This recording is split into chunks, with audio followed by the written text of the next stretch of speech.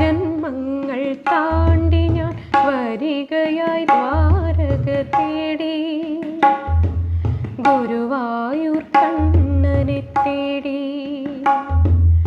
ഒരു പിടിയവിലുമായി ജന്മങ്ങൾ താണ്ടി ഞാൻ വരികയായി ദ്വാരക തേടി, ഗുരുവായൂർ കണ്ണനെ തേടി. അഭിഷേകവേളയാണെങ്കിലും നീയപ്പോൾ അടിയനു വേണ്ടി നട തുറന്നു. അഭിഷേക